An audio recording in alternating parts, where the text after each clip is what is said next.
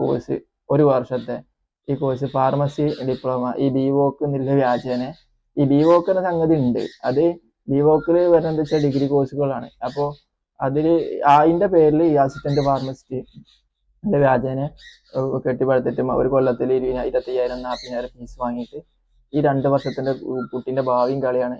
പിന്നെ ഇവര് ഓഫർ ചെയ്യുന്നത് എന്താ വെച്ചാൽ ക്ലിനിക്കിൽ നിൽക്കുക, പിന്നെ ഫാർമസിയിൽ നിൽക്കുക, ഹോസ്പിറ്റലിൽ നിൽക്കുക. ഇൻ കേസ് ഒരു ഫാർമസിയിൽ സെയിൽസ്മാനായി നിൽക്കണമെങ്കിൽ ഇവിടെ 25,000 റുപ്യ കൊടുത്ത് പഠിക്കേണ്ട ഒരു ആവശ്യമില്ല അവർക്ക്. അത് ഏത് ആളുകൾക്കും സെയിൽസ്മാനായിട്ട് നിൽക്കുക, അത് ഒരു ഫാർമസിസ്റ്റിന്റെ കീഴിലാണെന്നുണ്ടെങ്കിൽ അതിന് വലിയ സർട്ടിഫിക്കറ്റിന്റെ വാല്യൂന്റെ ആവശ്യം അതിനില്ല.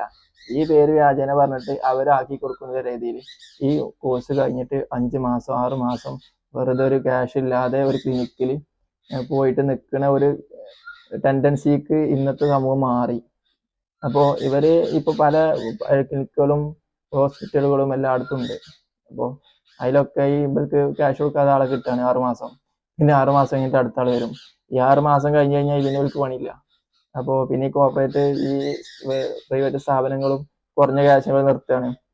അപ്പോൾ ഇതിനൊക്കെ ബേസിക്കലായി ബാധിക്കുന്നത് എന്താ വെച്ചാൽ സാധാരണക്കാരായ രോഗികളാണ്.